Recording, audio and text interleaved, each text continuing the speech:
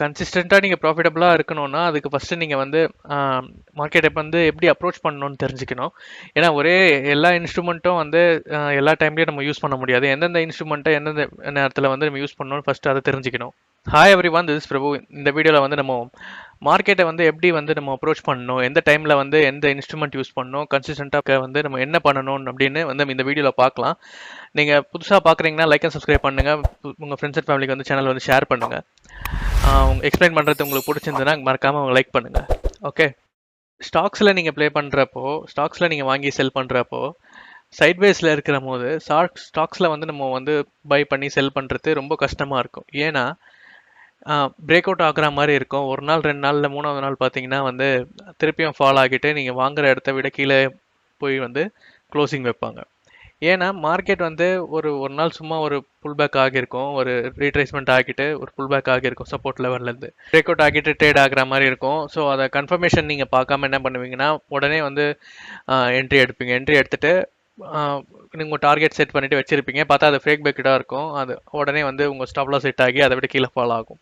நம்ம என்ன நினச்சிட்டு இருக்கோம் அப்படின்னா வந்து ஸ்டாக்ஸ் மட்டும் தான் இருக்குது, ஸ்டாக்ஸை வந்து இதில் ஷார்ட் பண்ணலாம், இல்லை பை பண்ணி லாங் போகலாம் கேஷ் மார்க்கெட்டில், இல்லை சிஇபி வந்து வாங்கி வச்சுக்கலாம், இல்லை இண்டெக்ஸில் வந்து பை பண்ணி வச்சுக்கலாம் அப்படி தான் நினைக்கிறாங்க. ஒரு சின்ன அமௌண்ட் தான், 1000 ருபீஸ் இல்லை 5000 ருபீஸ் அப்படி தான் ஆகுது.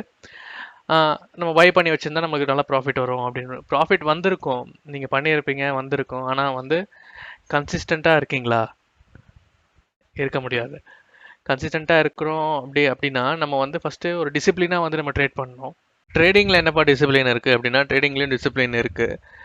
அது என்ன அப்படின்னா, ஃபஸ்ட்டு நம்மளுக்கு வந்து ஒரு டீசெண்டான ஒரு கேபிட்டல் இருந்தால் தான் நம்ம வந்து கரெக்டான ஒரு இதுவை வந்து நம்ம சூஸ் பண்ண முடியும். ஏன்னா இப்போ வந்து ஆப்ஷன்ஸில் பார்த்தீங்கன்னா ஈஸியாக வந்து நம்ம கன்சிஸ்டண்ட்டாக வந்து மணி மேக் பண்ணலாம்.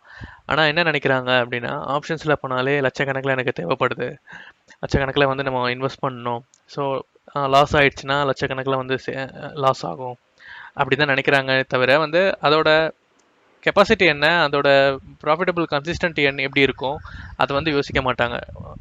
இப்போ நம்ம ப்ராஃபிட் ஒரு 50,000 அந்த மாதிரி தான், 20,000 அந்த மாதிரி தான் இருக்குன்னா ஆப்ஷன்ஸில் பை பண்ணிப்பாங்க, பை பண்ணி வச்சுப்பாங்களே தவிர அந்த அந்த கேஷை வந்து எப்படி செக்யூர்டாக நம்ம கேப்பில் வந்து ப்ரொடெக்ட் பண்ணலாம் அப்படின்னு பார்க்க மாட்டாங்க. ஏன்னா ஆப்ஷன்ஸில் பை பண்ணாலே நீங்கள் ஒரு 5 ட்ரேட் 10 ட்ரேட் எடுக்கிறீங்க, 5 ட்ரேட் வந்து ப்ராஃபிட் வந்தாலும் அந்த 10 ட்ரேட் இன்னொரு 5 ட்ரேட்டில் வந்து நீங்கள் எடுத்த ப்ராஃபிட்லாம் வந்து அந்த இன்னொரு 5 ட்ரேட்டில் வந்து லாஸ் ஆகிடும். ஏன் உங்கள் கேபிட்டல் போக்குறதுக்கே நிறைய சான்சஸ் இருக்குது. ஓகே, நான் ஏன் வந்து இதை சொல்லிட்டு இருக்கேன் அப்படின்னு பார்த்தீங்கன்னா, நம்மளோட சப்ஸ்கிரைபர் வந்து ஃப்ரைடே வந்து கால் பண்ணியிருந்தாங்க. கால் பண்ணியிருந்துட்டு அவங்க என்ன சொல்கிறாங்க அப்படின்னா பார்த்தீங்கன்னா, ஒரு ஆப்ஷனை பை பண்ணி வச்சிருந்து, அவுட் ஆஃப் த மணியை பை பண்ணி வச்சிருந்து அவங்களுக்கு ஃப்ரைடே மட்டுமே பார்த்தீங்கன்னா ஒரு 75,000 கிட்ட வந்து லாஸு. ஸோ அதை வந்து நம்ம என்ன பண்ணுறது அப்படின்னு சொல்லிட்டு வந்து கேட்டு கால் பண்ணியிருந்தாங்க. ஸோ ஒரு நேமு அவரோட இதெல்லாம் வந்து நான் ஷேர் பண்ண விரும்பல. அவர் என்ன நினச்சிருக்காருன்னா வந்து ஒரு கன்சல்டேஷன் ஆகிட்டு ஒரு மேலே ஒரு அப்பும் போகும், ஸோ அப்போ வந்து நம்ம ப்ராஃபிட் நல்லா வரும் அப்படின்னு சொல்லியிருந்து சிஏ வந்து பை பண்ணி வச்சுருக்காரு. அதான் அவுட் ஆஃப் த மணியில் வந்து பை பண்ணி வச்சுருக்காரு. ஸோ பார்த்தீங்கன்னா ஒரு நல்ல ஒரு ஃபால் ஆனதுனால அவருக்கு பார்த்தீங்கன்னா ஒரு 75,000 கிட்ட வந்து லாஸ் ஆகிட்டு அதுக்கப்புறம் கால் பண்ணி கேட்டிருந்தாரு. ஸோ என்ன பண்ணலாம் அப்படின்னு சொல்லிட்டு. ஸோ 75,000ன்றதுன்னு பார்த்தீங்கன்னா அவர்கிட்ட வந்து கேபிட்டல் அதிகமாக இருக்கிறதுனால வந்து அவருக்கு 75,000 வந்து அவ்வளோ பெரிய விஷயம்தான். ஆனால் அவ்வளோ பெரிய விஷயமா அவருக்கு வந்து இருக்காதுன்றதுனால வந்து அட்லீஸ்ட் அதில் கொஞ்சமாச்சும் ரெக்கவர் பண்ணலாம் தான் ஒரு ஸ்டெப்ஸ்லாம் சொல்லியிருக்கோம். ஸோ அதை பார்த்துட்டு அவர் பொசிஷன் எடுத்து வச்சிருக்காரு. ஸோ நம்மள வந்து 2 lakhs 3 lakhs வச்சு பண்ணுறவங்களுக்குலாம் 75,000 அதிகமாக தெரியும். ஸோ நம்ம வந்து அதுக்கேற்ற மாதிரி தான் நம்ம இதுவாக வந்து நம்ம எடுத்து பண்ண முடியும். ஸோ இது எதுக்கு சொல்கிறேன் அப்படின்னா வந்து ஃபஸ்ட்டு எப்படி நீங்கள் எந்த மார்க்கெட்டில் என்ன பண்ணுறேன்னு தெரிஞ்சுக்கோங்க. இந்த ஆப்ஷன் பையிங்ன்றது ஆப்ஷன் செல்லிங்கில் வந்து பார்த்தீங்கன்னா இது வந்து NHCயோட ஆப்ஷன் செயின். இது வந்து இந்த மணி, இது வந்து out of the money. So ஆப்ஷனில் இது பண்ணுறவங்களுக்கு தெரிஞ்சிருக்கும். ஸோ ஹைலைட் ஆகி டார்க்காக இருக்கிறதுலாம் வந்து இந்த மணி, இதை வந்து out of the money. So எப்பயுமே வந்து இந்த வீக்லி எக்ஸ்பைரி பார்த்தீங்கன்னா நெக்ஸ்ட் எக்ஸ்பைரி வந்து 7th. நான் வந்து 7th எக்ஸ்பைரி தான் எடுத்து வச்சுருக்கேன். 7th எக்ஸ்பைரி தான் எடுத்து வச்சுருக்கேன். ஸோ எவ்ரி எக்ஸ்பைரி வந்து இந்த அவுட் ஆஃப் த மணி இருக்கு இல்லையா, இந்த அவுட் ஆஃப் த மணி, இந்த ஹைலைட் ஆகாதில் இந்த அவுட் ஆஃப் த மணி எல்லாமே வந்து 0 ஆகிடும். இப்போ வந்து 6 rupees வந்து இதெல்லாம் 38 rupees வந்து 29 அந்த மாதிரி இருக்கலாம், இது எல்லாமே வந்து 0 ஆகிடும். நீங்கள் வந்து செல் பண்ணியிருந்தீங்கன்னா உங்களுக்கு வந்து ப்ராஃபிட்டாக வரும். சேம் வந்து புட் சைடும் அதே மாதிரி தான். இது வந்து டார்க்காக இருக்கிறது வந்து இந்த மணி, இது வந்து அவுட் ஆஃப் த மணி. நீங்கள் வந்து இப்போ 12 ருபீஸ் 11 ருபீஸில் செல் பண்ணுறீங்கன்னா நீங்கள் எக்ஸ்பைரி அப்போ இந்த 11 ருபீஸ் வந்து உங்களுக்கு ப்ராஃபிட்டாக வந்துடும். 11 ருபீஸ் இன்ட்டு 50. ஸோ அது வந்து உங்களுக்கு ப்ராஃபிட்டாக வந்துடும்.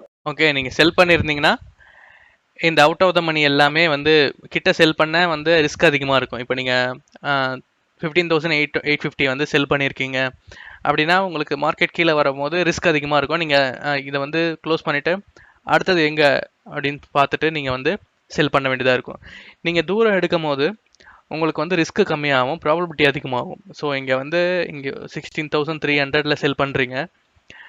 மேலே வந்து அப்சைடில் வந்து அதில் புட் சைடில் வந்து கொஞ்சம் தள்ளி வந்து 15,000 அந்த மாதிரி 9 ருபீஸ் செல் பண்ணுறீங்கன்னா நீங்கள் தள்ளி செல் பண்ணும்போது நான் டைரெக்ஷனல் சொல்லுவாங்க. இது வந்து ஸ்ட்ராட்டஜி.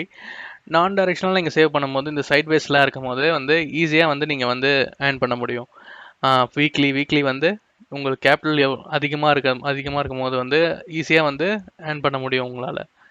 ஓகே, இதை வந்து நீங்கள் பை பண்ணி வச்சுருந்தா இது 0 ஆகதான் போகுது. இதை போய் நீங்கள் பை பண்ணி வச்சுருந்தா என்ன ஆகும்னு நீங்களே நினச்சி பார்த்துக்கோங்க. இப்போ 38 ருபீஸை நீங்கள் பை பண்ணி வைக்கிறீங்க இந்த வீக்லி எக்ஸ்பைரிக்குன்னா அந்த வீக்லி எக்ஸ்பைரி போக போக வந்து 38 வந்து மைனஸ் ஆகிட்டே வரும். மைனஸ் ஆகிறதெல்லாம் வந்து பை பண்ணி வச்சுருந்தா உங்களுக்கு லாஸ் தான் ஆகும். அதனால தான் வந்து ஆப்ஷன் பையிங்கில் வந்து ப்ராஃபிட் பண்ண முடியாதுன்னு சொல்கிறாங்க. எப்படி அது எதுக்குன்னா எட்ஜிங்க்கு. இப்போ நான் செல் பண்ணி வச்சுருக்கேன் 2 சைடும். ஸோ ஒரு எட்ஜிங்காக நான் சின்னதாக அவுட் ஆஃப் த மணி தள்ளி போய் எதனா வந்து பை பண்ணி வச்சுப்பேன் ஒரு எட்ஜிங்காக.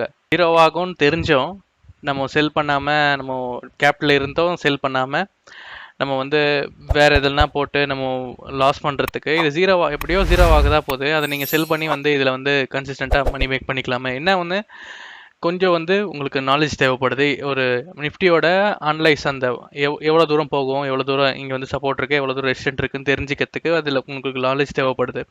ஸோ அது மட்டும் இருந்தால் போதும் வந்து நீங்கள் வந்து வீக்லி வந்து ஒரு நல்ல மணி வந்து கன்சிஸ்டண்ட்டாக வந்து எடுக்க முடியும்.